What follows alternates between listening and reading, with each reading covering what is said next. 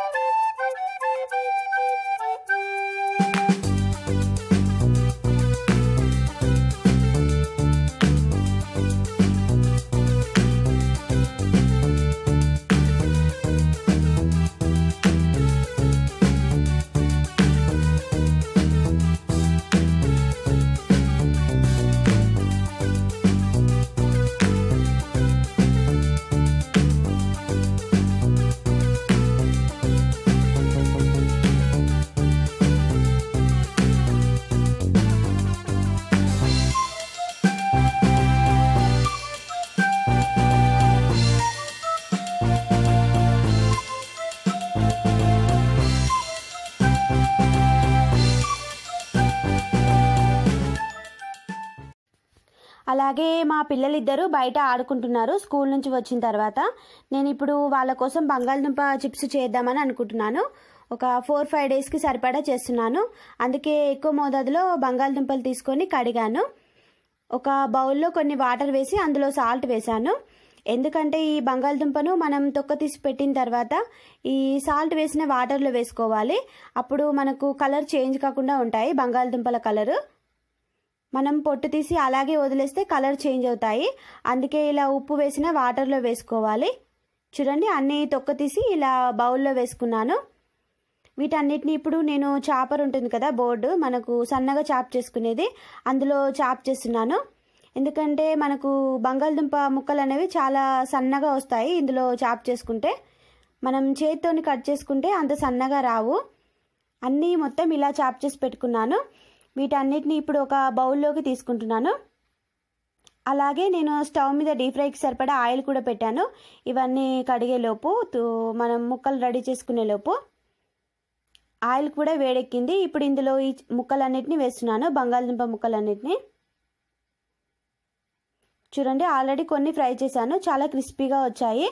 నేను ఈరోజు డైరెక్ట్ బంగాళదుంప ముక్కల్ని తురిమి డైరెక్ట్ అందులో వేశాను. వాటర్తోని ఏమీ వాష్ చేయలేదు. మా చిన్న అబ్బాయి వచ్చాడు, చిప్స్ కావాలి మమ్మీ అంటున్నాడు. చాలా తొందరగా ఓడగొడతారు మా పిల్లలు ఇద్దరు చిప్స్. మొత్తం అన్నీ ఇలా బాగా ఫ్రై చేసి పెట్టుకున్నాను. ఇప్పుడు ఇందులో కొంచెం కారప్పొడి అలాగే కొంచెం సాల్ట్ కూడా వేస్తున్నాను. మీరు స్పైసీగా కావాలంటే మిరియాల పొడి వేసుకోవచ్చు. చూడండి, బంగాళదుంప చిప్స్ రెడీ అయ్యాయి. మా పిల్లలు ఇద్దరు తింటున్నారు ఈరోజు. అలాగే నేను మార్నింగ్ టిఫిన్ కోసం నేను ఇప్పుడు దోశ బ్యాటర్ నానబెడుతున్నాను. ముందుగా నేను ఇప్పుడు దోశ బియ్యాన్ని ఒక గిన్నెలోకి తీసుకున్నాను. అలాగే ఇందులో కొంచెం మినప్పప్పు, కొన్ని మెంతులు కూడా యాడ్ చేస్తున్నాను టేస్టీ కోసం. ఇలా అన్నీ వేసి ఒకసారి మనం బాగా కలుపుకోవాలి. ఇలా కలుపుకున్న తర్వాత ఇందులో కొన్ని వాటర్ కూడా యాడ్ చేస్తున్నాను. ఇలా వాటర్ పట్టుకొని తర్వాత మనం ఒకసారి బాగా వాష్ చేసుకోవాలి. మెంతులు వేయడం వల్ల దోశ అనేది కలర్ చాలా బాగా వస్తుంది, మళ్ళీ టేస్టీగా కూడా ఉంటుంది. అందుకే నేను దోశ బ్యాటర్లో కంపల్సరీ మెంతులు వేస్తాను. ఇప్పుడు ఒకసారి బాగా కడుగుతున్నాను ఈ బియ్యాన్ని. కడిగి తర్వాత వాటర్ వంపాను. వాటర్ వంపుకున్న తర్వాత మళ్ళీ నీళ్లు పట్టి ఒక 3 గంటలు నానబెడుతున్నాను. చూడండి, 3 గంటలు నానబెట్టాను.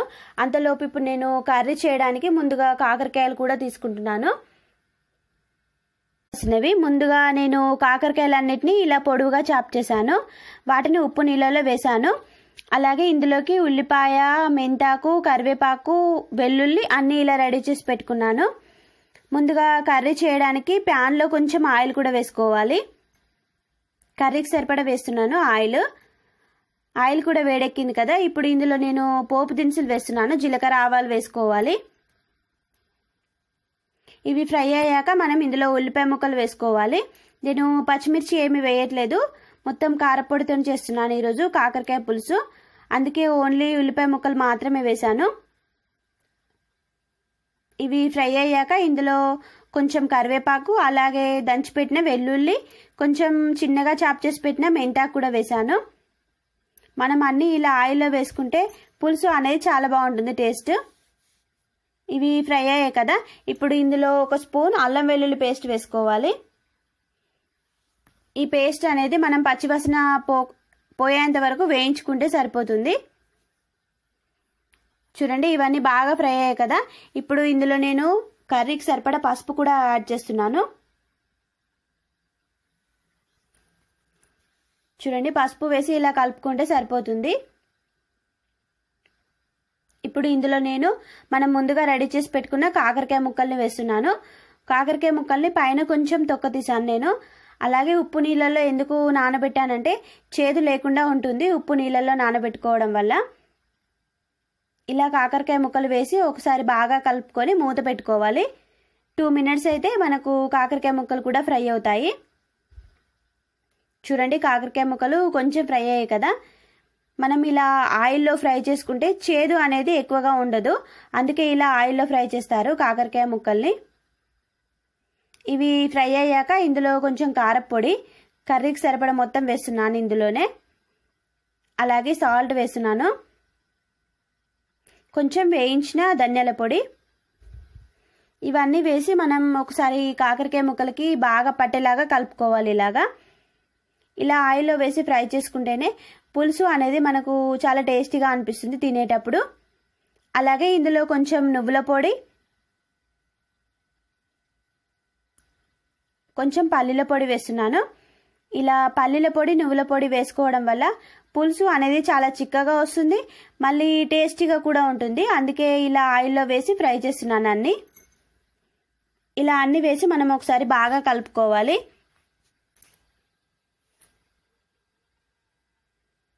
అలాగే ఇప్పుడు ఇందులో కొంచెం ఎండు కొబ్బరి పొడి కూడా వేస్తున్నాను టేస్టీ కోసం. అన్నీ ఇలా వేసుకొని కలుపుకున్న తర్వాత మూత పెడుతున్నాను. చూడండి, మనం అన్ని వేసిన పొడులన్నీ చాలా బాగా పట్టాయి కాకరకాయ ముక్కలకి. ఇలా పడితే చాలా బాగుంటుంది టేస్ట్, అందుకే నేను ముందుగానే ఆయిల్లో ఫ్రై చేశాను అన్ని. ఇలా అన్నీ ఫ్రై అయిన తర్వాత మనం ముందుగా రెడీ చేసి పెట్టుకున్న చింతపులుసును ఇందులో వడకట్టుకోవాలి.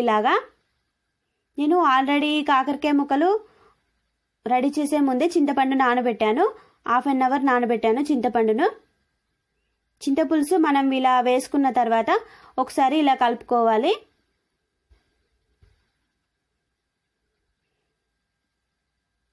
చూడండి, ఇలా కలుపుకొని మనం మూత పెట్టుకుంటే కాకరకాయ పులుసు మరగడం కూడా స్టార్ట్ అవుతుంది. చూడండి, కాకరకాయ పులుసు మరుగుతుంది కదా. ఇలా మరిగేటప్పుడు కమ్మని వాసన వస్తుంది, చాలా బాగుంటుంది పులుసులు మరిగేటప్పుడు వాసన అనేది. ఇలా మరిగేటప్పుడు మనం ఇందులో కొంచెం మెంతాకు, అలాగే జీలకర్ర మెంతి పొడి వేస్తున్నాను. కాకరకాయ పులుసులో ఎండు చేపలు, రొయ్యలు కంపల్సరీ వేస్తారు జీలకర్ర మెంతి పొడి అనేది టేస్టీ కోసం. మనం ఫస్ట్ మెంతాకు కొంచెం వేసాము. అలాగే నేను ఇప్పుడు ఎందుకు వేసానంటే పులుసు మరిగేటప్పుడు మెంతాకు వేస్తే చాలా బాగుంటుంది, స్మెల్ అనేది, టేస్ట్ అనేది కూడా చాలా బాగుంటుంది.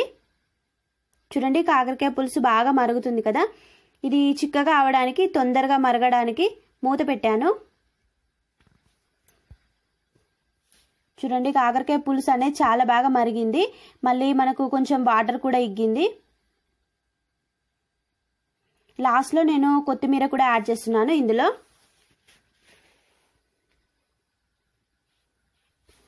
కాకరకాయ పులుసు రెడీ అయిపోయింది.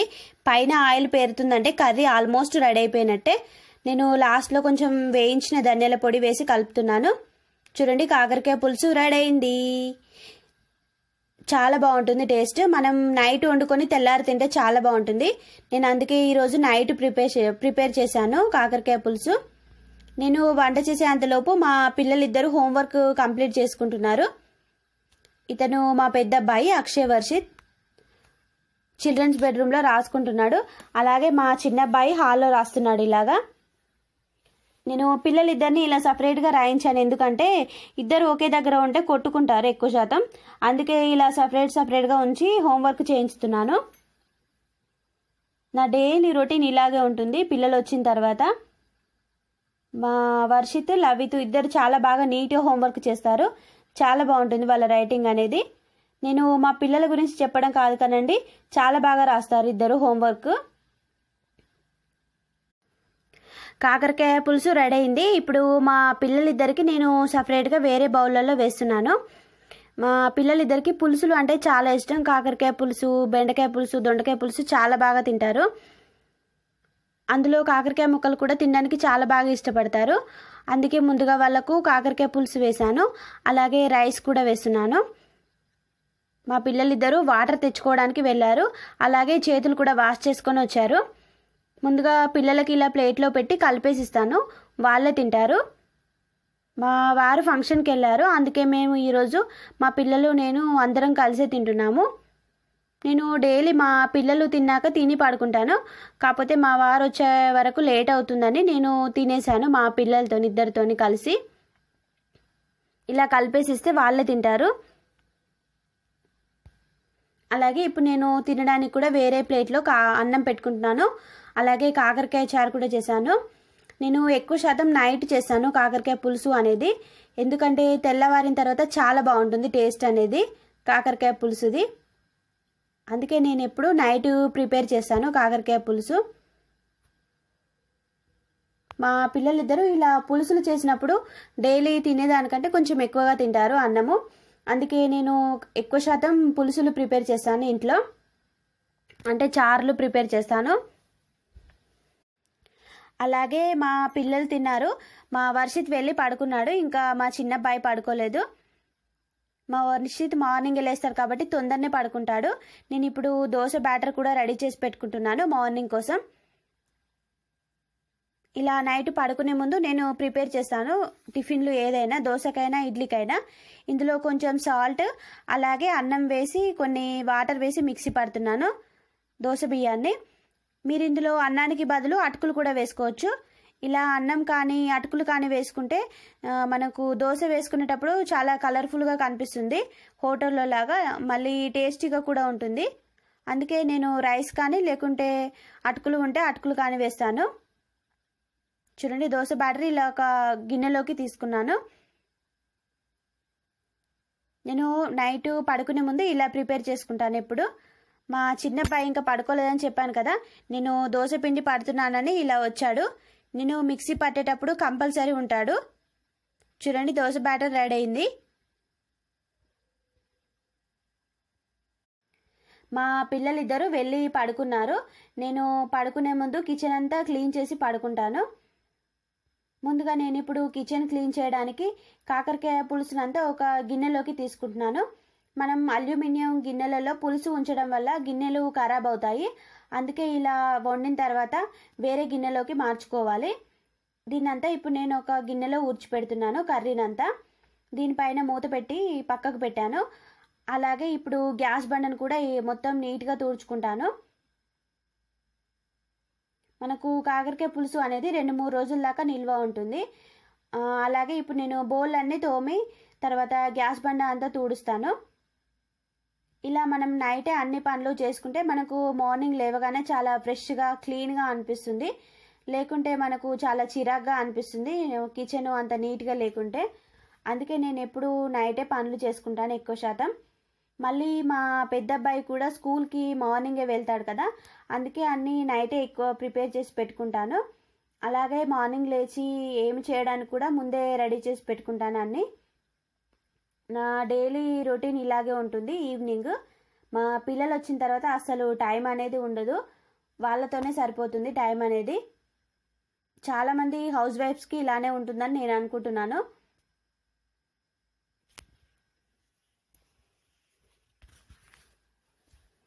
ముందుగా గిన్నెలన్నీ తోమి ఇలా పెడతాను.